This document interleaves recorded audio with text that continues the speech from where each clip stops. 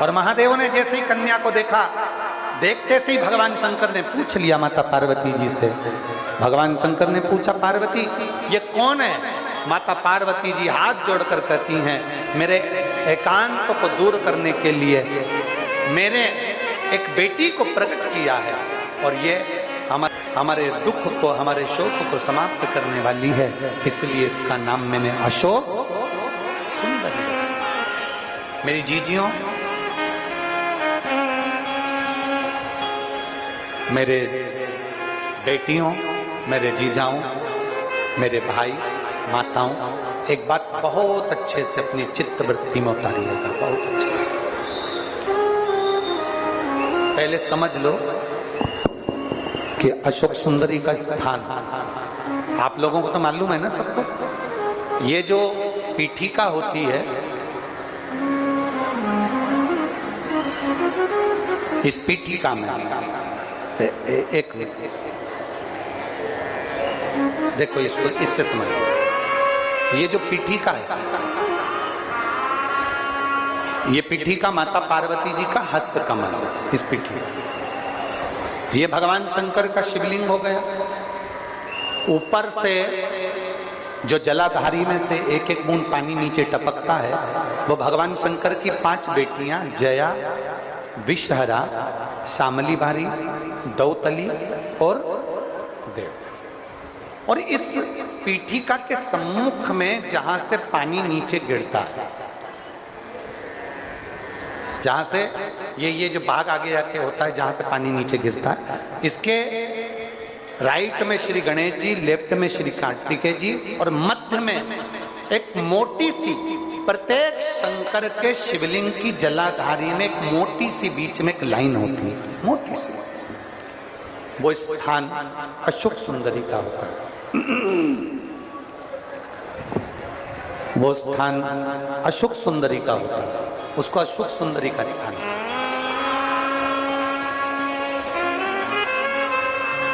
जब विशेष बहुत आपको लग रहा है कि ये कार्य होने वाला नहीं है, और विशेष अगर कोई कार्य, और बहुत समय अगर आपके निकल भी गए हो, बहुत समय आपका लग गया और वो कार्य नहीं हो रहा, 5 बेलपत्र अशोक सुंदरी वाली जगह पर जब आप चढ़ाएंगे, तो ये डंडी का जो भाग है, ये डंडी का भाग जहां से पानी बहता है, जहां से जल बहता है, उस स्थान की ओर इस डंडी के भाग को रखेंगे। 5 बेलपत्र, एक बेलपत्र जब डंडी का भाग हमने इधर कर दिया,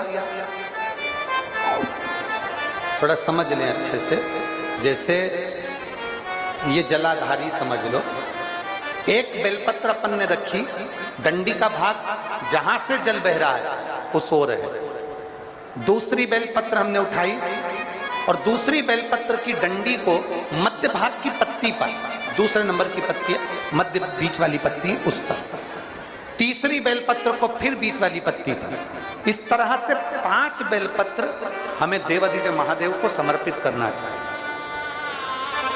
5 बेलपत्र पर अपनी 3 उंगलियां भगवान शंकर की 5 बेलपत्र पर स्पर्श कर, और 1 लोटा जल भगवान शंकर को पंचाक्षर मंत्र नमः शिवाय, षडाक्षर मंत्र ओम नमः शिवाय या श्री शिवाय नमस्तुभ्यम कहकर जल चढ़ाने की दिशा। हमने पहले भी आप लोगों से कहा, अगर विशेष कोई कामना से हम जल चढ़ाते हैं, विशेष कोई मन की बात है और वो नहीं हो रही, उसके लिए हम जल चढ़ाते हैं, तो ध्यान रखने वाला विषय है, जहां से जल बहता है उसके ठीक विपरीत में आप बैठ जाओ। जल उत्तर की ओर जा रहा है, आप दक्षिण में बैठ जाओ। दक्षिण में बैठकर उत्तर की ओर मुख कर लो, क्योंकि जल उत्तर की ओर जा रहा है। इधर जल जा रहा है तो आपका बैठना इधर होना चाहिए, इधर जल जा रहा है तो आपका बैठना हम जहां बैठे ऐसा होना चाहिए। इधर जल जा रहा है तो आप जैसे बैठे हो वैसा होना चाहिए। वहां बैठकर 5 बेलपत्र रखकर उंगली का स्पर्श कर कर पंचाक्षर मंत्र या षडाक्षर मंत्र या श्री शिवाय नमस्तुभ्यम बोलकर फिर जल की धार दोनों हाथ से देवाधिदेव महादेव को अपने मन की कामना कर कर अशोक सुंदरी से अपने दिल की बात कहते हुए चढ़ाइए। 2 या 2.5 महीना होगा और देवाधिदेव महादेव आपका वो कार्य सफल करेगा। अशोक सुंदरी हमारे दिल की, हमारे हृदय की बात को स्वीकार करना। अशोक सुंदरी कितनी बेलपत्र? जम के बोलो जरा। 5 क्रम से 3 उंगली का स्पर्श, पंचाक्षर मंत्र का जाप या षडाक्षर मंत्र का जाप या श्री शिवाय कहते हुए बाबा को दिशा में बैठकर जल समर्पित करते हैं कि भोला सब दुख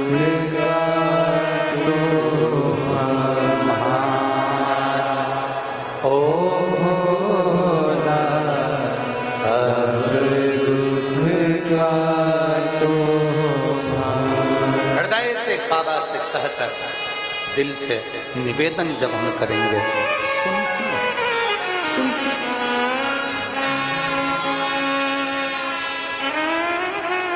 और मेरा बेटियों से निवेदन, कोई कह दे कि हमारी शादी 30 साल तक नहीं हुई, 35 साल तक नहीं हुई, 40 साल तक शादी नहीं हो रही, बेटा बेटी कुंवारे, मैं उनसे निवेदन करूंगा सोमवार की अष्टमी, जिस दिन सोमवार हो, अष्टमी तिथि हो, उस दिन अशोक सुंदरी वाली जगह पर अगर आप केवल हाथ का स्पर्श मात्र कर लो अशोक सुंदरी वाली जगह पर और श्री शिवाय नमस्तुभ्यम का स्मरण कर लो, अशोक सुंदरी वाली जगह पर सोमवार की अष्टमी के दिन अगर आप शंकर भगवान के अशोक सुंदरी वाली जगह का मात्र स्पर्श कर लेते हो, ऐसा कोई व्यक्ति नहीं होता जिसका विवाह ना हो, विवाह होता ही निश्चितता है। अशोक सुंदर वाली जगह पर, अशोक सुंदरी वाली जगह का स्पर्श मात्र हमें सुख करना। एक पात्र में अगर थोड़ा सा दूध भी हमने लेकर, थोड़ा सा दूध का भाग अगर हम लेकर शिव के दरवाजे तक जा रहे हैं, शंकर की चौखट तक अगर हम पहुंच रहे हैं,